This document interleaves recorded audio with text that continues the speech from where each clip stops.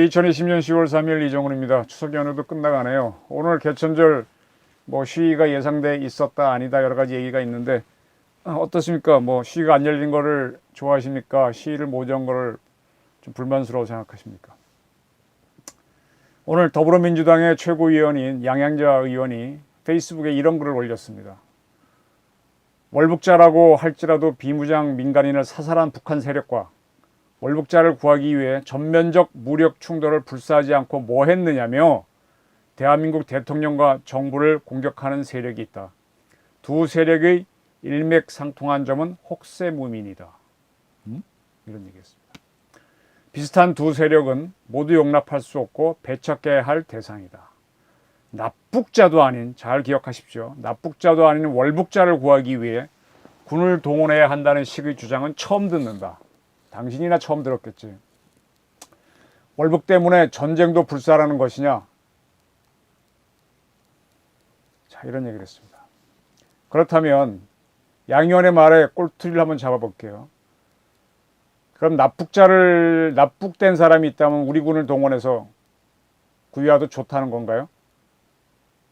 두 번째, 제 생각은 이렇습니다. 월북을 했다는 거는 대한민국 법을 어겼다는 건데 저는 법이 굉장히 중요한 우리 주권이라고 봅니다. 사법권이. 재산권과 더불어. 월북을 했다면 우리가 잡아서 처벌을 해야 되지 왜 북한한테 맡기냐 이거예요. 네, 이건 제가 사소한 질문이고요. 계속 질문을 해 들어가겠습니다. 양 의원이 이렇게 썼습니다. 양 최고가. 걸핏하면 총뿌리부터 내밀겠다는 태도가 북한과 무엇이 다른지 모르겠다. 우리가 총뿌리 내밀었나요? 대한민국 공무원을 쏜 건 북한이죠. 냉전시대 군부독재 DNA가 절대 불변의 야당 정체성으로 굳은 것은 아닌지 의심스럽다. 냉전시대 군부독재 DNA가? 냉전시대가 이 양반이 뭔지는 알고 하는 말인가? 군부독재 DNA가? 비무장 민간인에 대한 피격은 어떤 말로도 해명될 수 없다. 네, 양비론으로 가는군요. 네, 똑똑한 척 하는 거죠.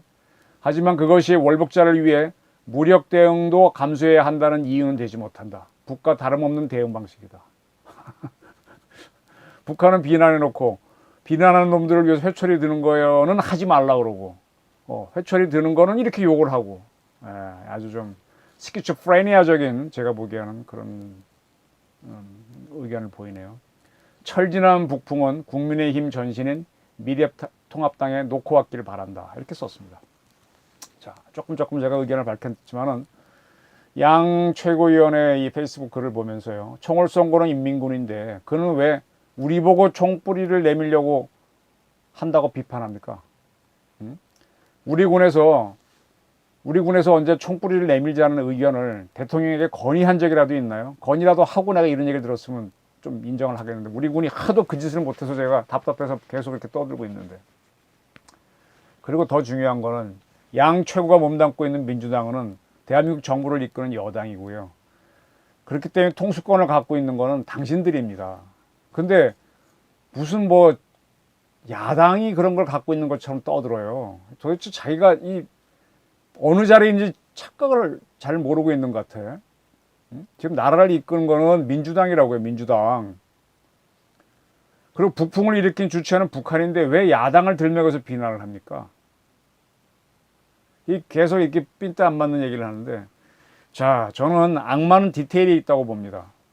양 최고는 양비론을 내세운 듯하지만은 월북을 했다는 이유로 제가 몇 차례 말씀드렸듯이 대한민국 공무원이자 주권자인 국민이 처참하게 피살된 것을 외면하자는 그런 주장을 하고 있는 겁니다. 양비론 같지만 사람들은요 항상 90% 이상의 진실을 이용해서 거짓을 이야기하거든요. 100% 거짓은 잘 안 해요. 그래야 자기 주장을 합리화할 수 있기 때문에. 저는 양 최고위원의 이 페이스북에 쓴 글이 민주당 의원들은 물론이고 상당수의 우리 국민의 속마음을 솔직히 표현한 걸로 평가합니다. 제가 이 평가한다는 거는 솔직하다는 것에서 평가하는 거지 이 말이 옳다는 얘기는 아닙니다. 네. 그리고 이런 생각을 하는 국민이 굉장히 많을 거라고 봅니다. 네. 양양자라는 사람을 한번 찾아봤어요. 어떤 인물일까요? 입지전적인 인물입니다. 86년도에 광주 여상을 졸업했는데 졸업하기 직전에 삼성전자 반도체 메모리 설계실 연구보조원으로 들어갔습니다. 그래서 한 7년 근무하다가 메모리 사업부 SRAM 설계팀 책임연구원이 됐어요. 네, 연구보조원에서 책임연구원이 되는 거는 굉장한 노력이 있었다는 얘기죠. 입지전적인 사람이다. 그리고 그 연구원으로 있을 때 한국디지털대학이라 그런 데에 들어가서 인문학 학사를 받았습니다. 그리고 바로 졸업하고는 성균관대학교 전기전자 컴퓨터공학과 석사를 받았습니다. 수원에 근무했으니까 성대 공대를 다닌 모양인데 상고 나오고 디지털 대학 나온 거에 비하면 상당히 좋은 대학원을 나오신 분이죠. 굉장히 노력을 많이 한 분입니다. 그리고 이제 삼성전자 D램 설계팀 수석 연구원을 하셨고, 수석 연구원이 그다음에 이제 메모리 사업부 플래시 설계팀 수석 연구원이 부장급이죠. 그리고 메모리 사업부 플래시 개발팀 상무를 했습니다. 네, 아주 입지전적인 성공을 하신 분입니다. 그리고 16년도에 더불어민주당에 외부 인사로 영입받아 입당을 했는데, 그때 했던 말이 학력과 성별과 출신의 유리천장을 깨기 위해 모든 것을 다 바쳐 노력했다, 이렇게 얘기했습니다. 예, 이렇게 사신 분 맞습니다.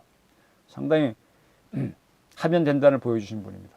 그런데 불행히도 그해 4월 달에 20대 총선에서는 광주 서을에 출마했음에도 낙선했습니다. 그리고 지난 4월 총선에서 광주 서울에서 당선돼서 초선 의원입니다. 그리고 지난 8월 더불어민주당 최고위원에 선출되었습니다. 이 양 최고가 6월 29일 YTN 라디오 노영희 출발 새아침에서는 이런 얘기를 했습니다. 첨단 글로벌 기술로 세계 무대에서 뛰어야 하는 기업의 의사결정 구조가 이제는 오너의 상황 때문에 예전과 같지 않다. 삼성을 얘기하는 거죠. 삼성 오너가 구속돼 있으니까. 대검찰청 수사심의위원회의 이재용 삼성전자 부회장에 대한 불기소 수사중단 권고에 관련해 4년간 재판을 받아오고 있는 상황이 과연 정상적이냐라고 그렇게 얘기를 했습니다. 네. 그러니까 제가 보기에는 이 양 최고위원은 오랫동안 기업에 있었기 때문에 한국 경제가 어떻게 돌아가는지는 좀 아시는 것 같고, 그 다음에 삼성의 사정에는 정통하신 것 같아요. 상당히 이 부분에서는 바른 말을 하시는 걸로 보입니다. 그리고 또 영입 인사였으면은 영입하는 첫 해에 국회의원에 당선돼야 되는데 낙선을 했거든요. 그래도 굴하지 않고 4년을 노력해서 당선되는 그런 강한 진정을 보여줬습니다. 확실히 핸디캡을 뚫고 개천소 용인한 인물이 맞습니다. 근데 이분도 큰 강을 여러 번 건넜지만은 저는 사람이 겪는 가장 큰 난관은 자기 목숨을 거는 거라고 봅니다. 목숨을 걸어놓고 한번 해봐야 되는 거죠. 그러한 문제에 봉착했을 때 꺾이지 않는 행동을 할 때 진짜 강자가 되는데, 자기 목숨을 걸어야 하는 문제에 봉착하게 되니까, 즉 전쟁을 할 것이냐 말 것이냐 문제에 봉착하게 되니까 양 최고는 꺾어지는 발언을 했습니다. 약한 맛을 보였다는 얘기입니다. 우리 공무원을 무참히 살해한 북한은 정말 싫지만 그렇다고 전쟁하는 건 더 싫다. 이게 양 최고의 이야기입니다. 그건 나는 살아야 되겠고 내 가족이 살아야 되겠고 우리 민족도 살아야 되겠다는 게 양 최고의 솔직한 얘기겠죠. 저는 이러한 양 최고의 생각이 북한으로 가는 우리 공무원 피살된 사건에 대한 보통 사람의 정서를 대변한다고 봅니다. 사실은요, 2010년 천안함 사건 때, 그때도 똑같이 이런 양상이 있었어요. 그때도 뭐 북한을 응징해야 된다는 주장이 많았는데 민주당이 뭐라 그러나요? 그거를 하지 말자는 말을 전쟁하자는 겁니까? 이렇게 하니까 결국은 거기에 많은 국민이 동조하면서 그해 6월 달에 있었던 지방선거에서 여당이 참패를 합니다. 네. 저도 지금 우리 공무원이 피살됐지만 이거 가지고 어쩌고저쩌고 해서 보수파들 목소리를 올려봐야 선거해보면 또 집니다. 자, 추미애 아들인 서일병 구하기에 최선을 다한 민주당은 왜 북한으로 간 대한민국 공무원 구하기에는 왜 시들할까요? 이렇게 얘기를 하면은 굉장히 아파하고 말은 맞아 하지만 투표는 결과는 반대로 나옵니다. 이 문제를 우리가 해결하지 못하고 대한민국은 계속 이상한 나라, 약한 나라가 된다는 얘기입니다. 뭐라고 조롱해도, 조롱을 받아도 다 죽을지도 모를 전쟁을 할 수 없다는 것은 문재인 이하 민주당 의원들의 정서입니다. 양 최고도 여기서 벗어나지 못해요. 많은 시련을 극복한 사람임에도 불구하고. 국민들도, 다수의 국민들도 명분 때문에 말을 하지 않나 그랬지 속으로는 이런 정서에 동조하고 있습니다. 다만 겁쟁이로 자기 자신이 보이는 것이 부담스러워서 그렇지 않은 것처럼 위장하고 있을 뿐이죠. 네. 근데 이 정치인들은 그 위장하는 게 한계가 있으니까 좀 더 빨리 자백을 하는 것뿐입니다. 그래서 문 대통령이 북한과의 대결을 회피하기 때문에 그에 대한 지지율은 잘 안 떨어집니다. 네. 문 대통령이 잘해서가 아니라 보수 세력한테 맡기면 전쟁할까봐 나라 거덜낼 것 같아서 국민들이 불안해서 못 주는 겁니다. 근데요, 자세히 보면은 천안함 사건, 연평도 사건을 당했던 보수파 이명박 정부도요, 아무것도 못했어요. 응징도 못했어요. 전쟁은커녕. 북한의 핵실험을 당한 박근혜 정부도 사드 정도 배치했지 그 이상은 못 나갔습니다. 하지만 목함지뢰 사건 때는요, 과감하게 우리 자주포 부대 K-55 갖다 놓고 북한 지역으로 쏘게 했습니다. 네. 제 질문이 이겁니다. 그때 박근혜 정부가 그렇게 단호한 행동했을 때 전쟁이 났나요? 양양자 최고위원, 그때 전쟁 났나요? 그렇다면 당신이 말한 거는 기우입니다. 기우에 속지 마십시오. 우리 국민 여러분도 기우에 속지 마십시오.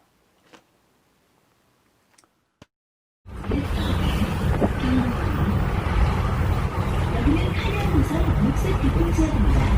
더 맑고 대전한 서울을 위해 대중교통을 이용해 주셔서 감사합니다.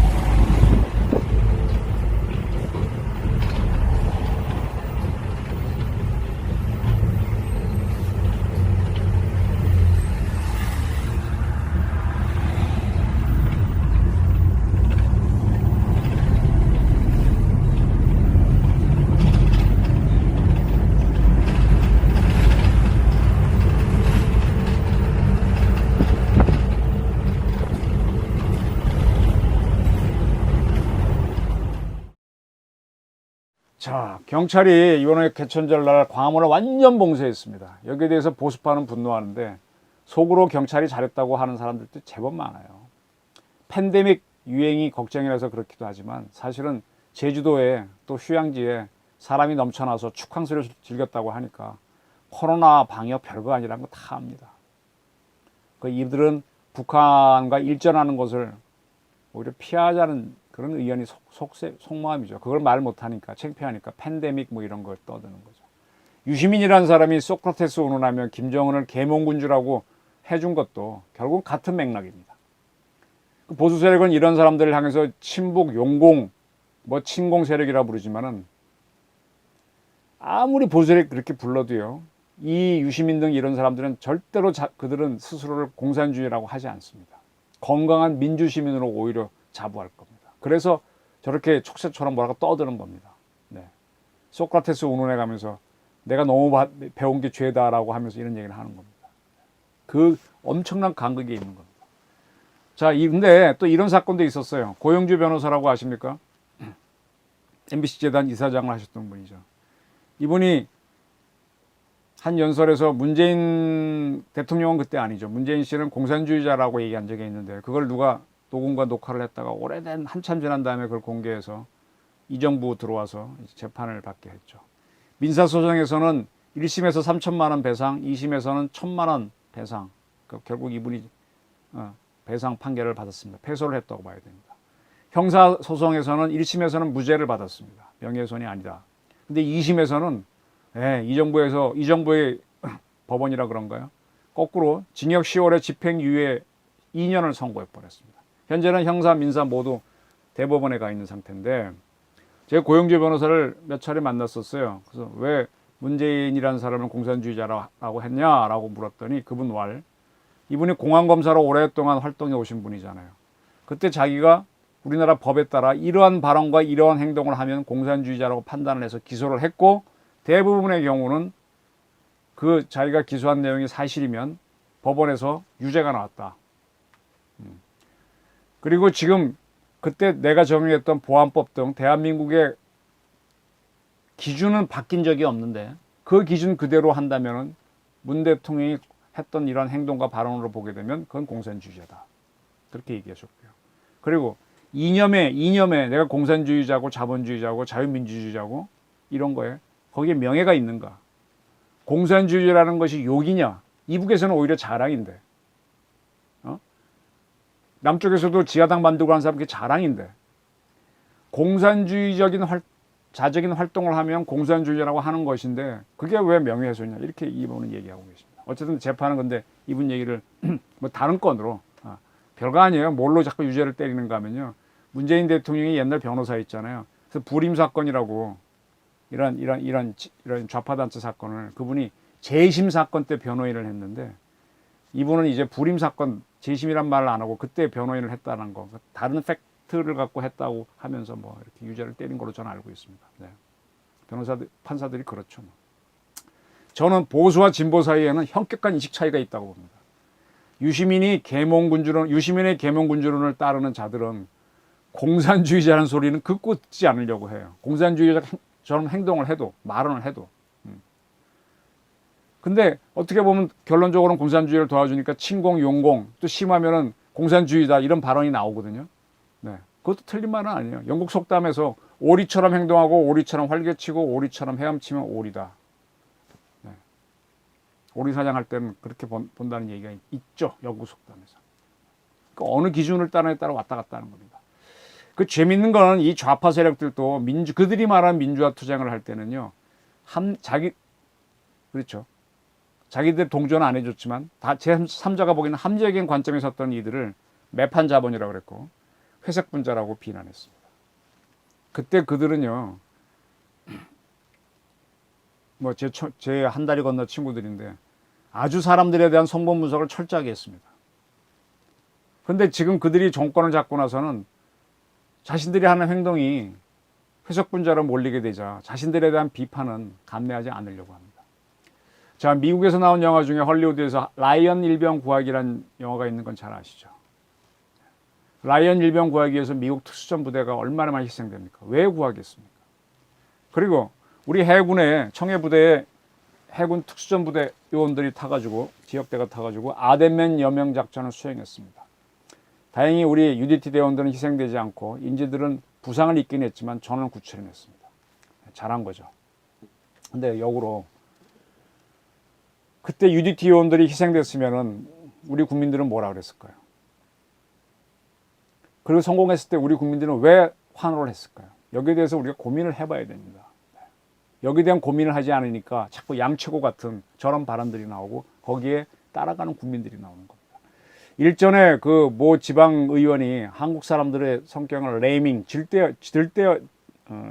들쥐와 같다고 얘기해서 굉장히 비난을 했는데 사실은 우리 국민들 잘 따라가요.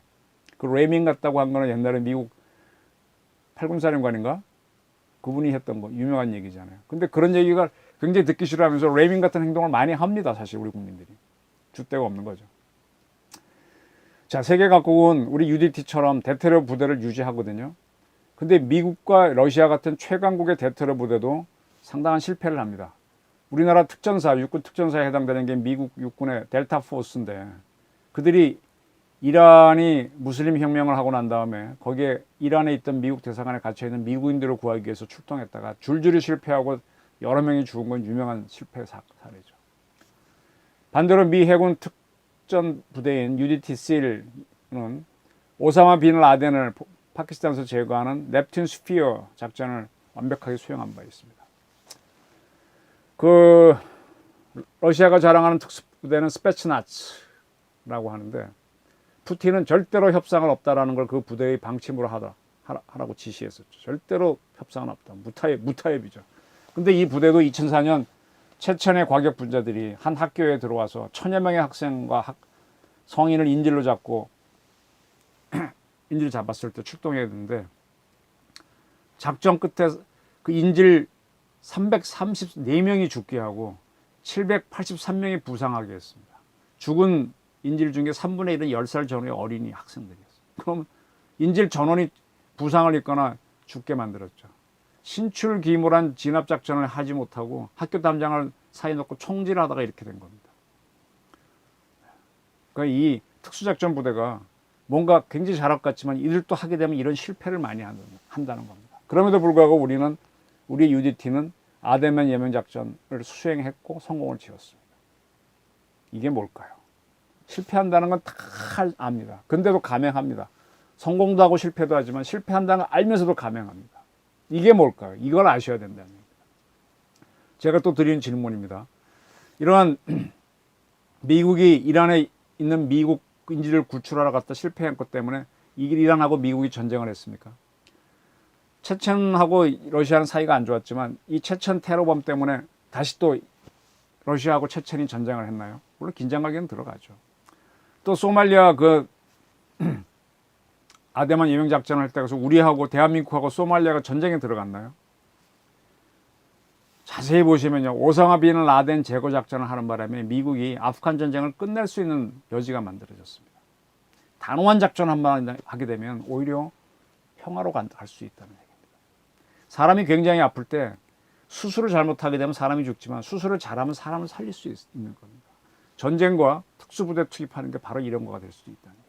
무조건 이건 하지 마라. 그러면 죽어가는 환자 앞에서 수술하지 말라고 하는, 물론 뭐 가망성이 없는 사람이면 하지 말아야 되겠지만 무조건 하지 말라고 하는 게 옳은가요? 이거를 양최고는 생각하셔야 됩니다. 양향자 최고위원주의 두려움은요, 작전과 전쟁을 구분하지 못한 데서 나온 겁니다. 그 양 최고는 삼성의 기류를 읽고 반도체에 대해서는 전문가이지만 군사 분야에는 문외한입니다. 군사 분야는 군사 전문가한테 맡기십시오. 네. 전쟁과 우발적 충돌은 다른 것이고요. 때문에 히말라야 지금 산맥에 있는 중국과 인도 사이에 캐슈미르 지역에서 지금 중국군하고 인도군이 충돌하고 있죠. 근데 그건 전쟁은 아닙니다. 근데 양측은 분명히 전쟁 계획을 검토합니다. 하지만 쉽게 전쟁으로 못 갑니다. 그러면서도 특수부대를 동원하고 지금 총포는 쓰지 않지만 뭐 이렇게 긴 쇠막대에다가 막 못을 박는다든지 그런 무기를 쓰는 살상전을 하고 있습니다.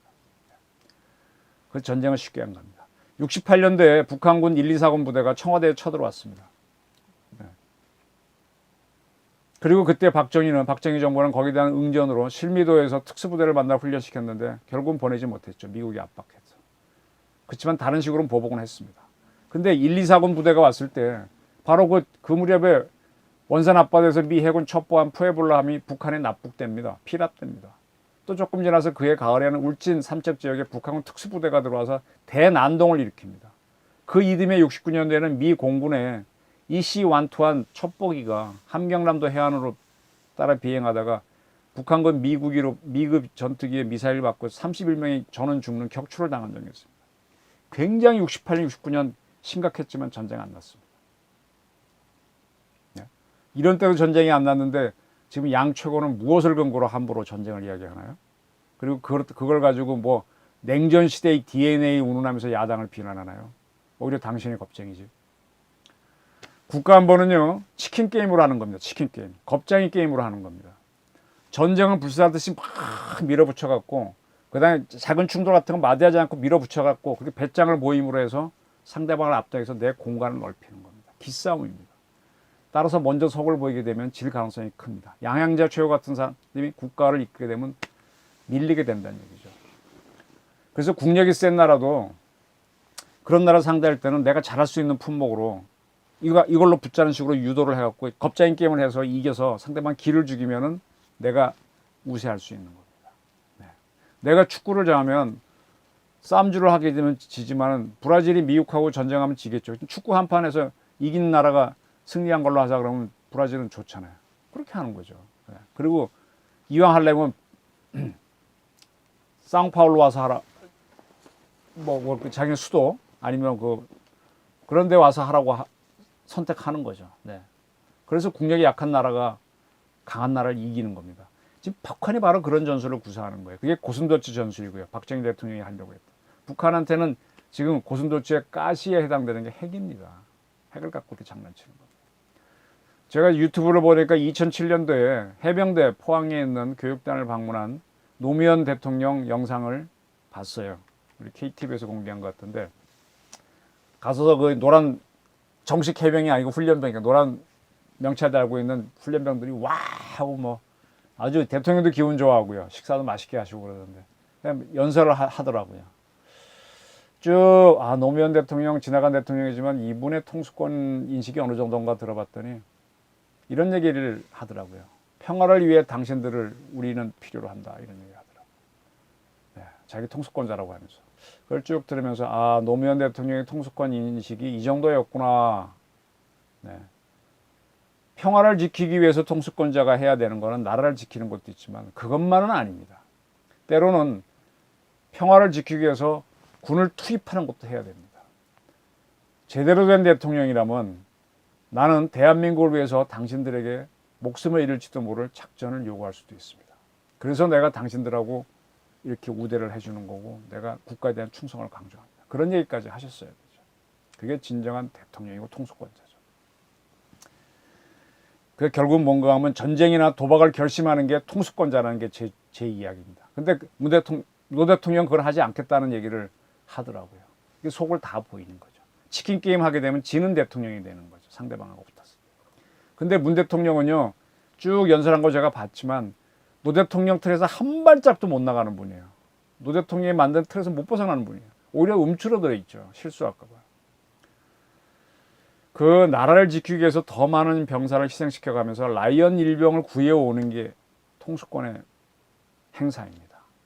근데 이 문재인 정부도요, 군사 분야로 한정지지 않고 다른 분야의 통수권을 보게 되면 제대로 행사해요. 권력을 유지하기 위해 추미애 장관이 전화번호를 뭐 줬잖아요. 밝혀줬잖아요. 근데 그거 아니라 그랬잖아요. 그런 거짓 행동을 하면서도 정부 여당이 서울병 구하기에 최선을 다하는 걸 보게 되면 이건 일종의 통수권 행사입니다. 상당한 희생을 무릅쓰고 했잖아요. 거짓말까지 해가면서.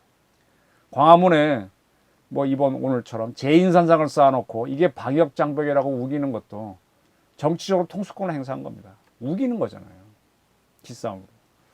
정치적 싸움에서 여당은 통수권을 자신 있게 활용하고 있어요. 근데 북한 문제에만 봉착하면 깨갱합니다. 그러니까 이상한 거죠. 또 일본에 대해서는 처음에 굉장히 강하게 나가다가 요즘 와서는 아주 약한 모습 보여요. 뭐 약점이 잡혔나 힘이 딸리나. 미국과 중국에 대해서는 처음부터 약했고요. 그래서 사실은 우리 국민들 때 우리 국력의 한계는 압니다. 월드컵과 올림픽 선전했다고 뭐 우리 건방 떨지도 않고요. OECD 회원국이고 G10 국가라고 해서 그렇게 우리 과신하지 않습니다. 미국이 빠지고 뭐 어쩌고 하면 하루아침에 폭 꺼진다는 거 압니다. 근데 북한은 그들이 잘하는 깡다귀 대걸로 우리를 나오게 해서 우리를 더 겁먹게 합니다. 이게 뭐예요? 여기서 우리는 계속 우리는 그렇게 자신 있지 않은데 밀리는 거죠. 그 양형자 같은 최규원 그런 정치인이 많을수록 북한은 유리해지는 거죠. 노무현, 문재인 같은 대통령이 자꾸 생길수록 우리는 불리해지는 거죠. 자, 제가 지금까지 드리는 쭉 이런 얘기를 하는 거는요. 우리 내부 싸움 할 때, 예를 들어 고영주 변호사한테 명예훼손 걸 때는 죽자사자 덤벼들어요. 예? 결단을 내립니다. 재인산성 쌓고 오리발 내미고 설병 구하기, 추미애 구하기 할 때는 끝까지 버티는데 북한 문제만 가면 못 가요. 그럼 결국은 뭐냐? 이거는 고르디언 매듭 문제가 됩니다. 그 고르디언 매듭 아시죠? 알렉산더가 얽혀 있는 얘기. 이 고르디언 신전이 있는데 거기에 매듭이 있습니다. 그 매듭을 푸는 자 아시아를 차지하리라 그런 신탁이 걸리는데 아무도 못 풉니다. 근데 알렉산더가 딱 와서는 풀려고 하다가 안 되니까 어떡합니까? 검을 뽑아서 내리칩니다. 그 매듭이 잘려지면서 다 풀립니다. 결국은 그 신탁은 뭐였는가 하면 결단을 내리는 자가 세계를 차지한다 그거였거든요. 알렉산더가 인도까지 쳐들어가서 아시아를 먹지 않습니까? 두려움과 주저로 얽혀있는 문제는요. 결단으로 풀어야 한다는 게 고르디언 매듭의 이야기입니다. 만용이나 헛 용기가 아닙니다. 강하게 내리쳐야 돼요. 아까 아덴만 작전처럼 우리 UDT 대도를 강하게 팍 내리쳐야 됩니다. 미국의 델타 포스 부대를 테헤란에 살짝 내리쳤기 때문에 인질도 못 구해오고 미 특수전 부대도 죽고 하는 겁니다. 미국 그 블랙호크 다운 그 이디오피인가요? 소말리아 사건도 보게 되면 뭐 미국 특수전 부대들이 절절 매는 게 다 그래서 제대로 결단 못 내려서 그런 겁니다. 네. 그래서 진정한 용기가 필요한 건데 그러한 용기를 내는 주체가 누구냐? 대통령이고요. 대통령이 되려고 할 의지가 있는 국회의원들입니다. 양양자 의원 같은 분들이 그런 과단성 있는 판단을 해줘야 됩니다. 근데 이분은 경제나 삼성 문제는 잘 보시지만 군사 문제는 못 보니까 그쪽에서는 좀 빠져라. 제 이야기가 그런 겁니다. 그럼 결국은 뭐냐? 실패하면 자기 목숨 걸어야죠. 반도체 개발에 있어서는 양양자 의원이 목숨 걸 만큼 자신 있을 겁니다. 통수권, 대한민국이 이끄는 통수권자 하려면 목숨 걸어야 됩니다. 박정희처럼 걸어야 됩니다. 결단을 했다가 실패하면요. 결국은 자기 목숨 내놓는 게 통수권자 맞지 않습니까? 진 나라가 어떻게 그 살아 있어요? 후세인도 그렇고 가다피도 그렇고, 네? 발칸의 도살자 누굽니까? 그 밀로셰비치도 그렇고 그렇게 되는 겁니다. 전쟁에 실패한 통수권자가 살아남으면요, 그게 오히려 비정상입니다. 그 대결을 회피하는 자들이 통수권자를 하면 절대로 안 됩니다. 저는 양 의원 같은 분이 대통령 의지가 없을 거라고 보지만 하면 안 됩니다. 정치인을 하는 것도 옳지 않다고 볼 정도입니다. 정치를 한다면은 일단 안보 문제를 아셔야 되거든요. 그걸 모르고 하면 안 됩니다. 조선이란 나라가 임난에서 패했죠. 명나라가 와서 간신히 살아찍고 결국은 도요토미 히데요시가 죽으니까 철수해서 그렇지 진 거죠. 근데 그 패한 군주인 선조가 그 후로도 계속 군주 역할을 했고, 또 병자호란은 얼마나 창피하게 진 전쟁입니까? 근데 그 항복한 인재가 또 군주를 했잖아요. 그러니까 조선이라는 나라가 망조가 들고 제때의 개혁을 못해서 일본의 식민지가 되는 겁니다. 아까 양 최고위원은 냉전시대 군부 독재 DNA가 절대불변의 야당의 정체성으로 굳어진 것 아니냐라고 했는데, 보다 정확히 말하면 그 선조와 인조의 그 구질구질한 패배주의 DNA가 절대불변의 이 전쟁을 회피하고 두려워하는 여당 정체성으로 굳어버린 건 아닌가, 그렇게 자기 비판을 하셔야 됩니다. 정치는 그렇게 단호하게 해야 되는데, 단호하지 못한 사람들이 대한민국 조선을 이끌었기 때문에 이렇게 망조가 된 나라로 가는 겁니다. 지금 중국과 미국이 패권 다툼이 심한데, 중국은요, 미국이 전쟁 못한다는 거 알아요. 전쟁하게 되면 이건 3차 대전이기 때문에 너무 큽니다. 그 중국은 이걸 투이불파, 싸우는데 서로 싸우는 판은 안 깬다라고 표현합니다. 때문에 중국은 중국 경제가 흔들리면은 외환 보유고를 붙잡기 위한 단속을 하면서 미국의 비율을 받치면서 넘기려고 합니다. 그리고 지금 만약 미국의 주장대로 우한 코로나가 중국에서 나온 게 맞다면 그걸로 지금 미국 전 세계를 흔드는 응전을 한 게 맞습니다. 그렇다면 중국은 지금 코로나19에 대한 백신을 갖고 있는 게 맞아요. 아마 미국이 백신을 개발할 때쯤 되면 중국은 전 세계에 깔 겁니다. 네. 싹 생색을 내겠죠. 알렉산더를 읽었음에도 결단을 하지 못하는 대통령이 대한민국에는 특히 이제 노태우 이후는 너무 많네요. 이명박. 지금 전 트럼프가 코로나에 걸렸다고 하는데, 어쩌면 저는 이게 중국을 압박하기 위하고 이번 미국 대선에서 이기기 위한 고도의 공작일 수 있다. 옥토버 서프라이즈일 수도 있다라고 생각합니다. 정치는 이렇게 대담하게 하는 겁니다. 남을 속이면서 시작해야 크게 승리하거든요. 자, 설병 구하기, 윤미향 의원 구하기, 추미애 구하기에서 모든 수단을 다 썼듯이 북한을 다룰 때도 모든 수단을 다 쓰는 겁니다. 그게 통수권입니다. 양영재 최규현 좀 아시겠어요? 여당이 설병 구하기에 최선을 다할 수 있었던 거는 투입불파를 믿었기 때문입니다. 전쟁은요, 정치 투쟁보다 훨씬 더 복잡한 계획이고 기동입니다. 따라서 함부로 하지 못합니다. 우리 공무원 피살 사건에 전쟁을 거론하면서 두려워하는 건 기우고요. 이거는 고르디언을 매듭을 풀지 못하는 자들의 변명입니다. 양 최고위원이나 유시민 또 문재인 대통령 같은 이들의 영향력이 작아질 때 대한민국은 제대로 된 나라가 될 수 있다. 이걸 풀어줬으면 좋겠습니다. 우리의 대한민국 주권을 높이고 우리 국격을 높이고 우리 통일을 하려면 진짜 문 대통령이 얘기한 대로 우리 주도의 연방제 통일을 하려면 우리의 격이 올라가야 됩니다. 우리가 자꾸 이렇게 지는 모습 보이면 우리가 북한에 흡수당하는 고려 연방제에 걸립니다. 두려움, 기우. 거기서 벗어나지 못한 사람은 정치하지 마십시오. 제가 오늘 드리는 멘트는 양 의원님 같은 분들은 그냥 경제계에 계십시오. 그게 당신의 본 무대고, 정치는 좀 더 배심 있고 통수권을 아는 분들이 하셔야 됩니다. 저 80년 서울의 봄 때 회군 문제 갖고 문제됐을 때 유시민 씨가 잡혀가서 무슨 행동을 했는지는 다 듣고 있습니다. 정치는 훨씬 더 과도성이 있는 사람들이 하는 겁니다.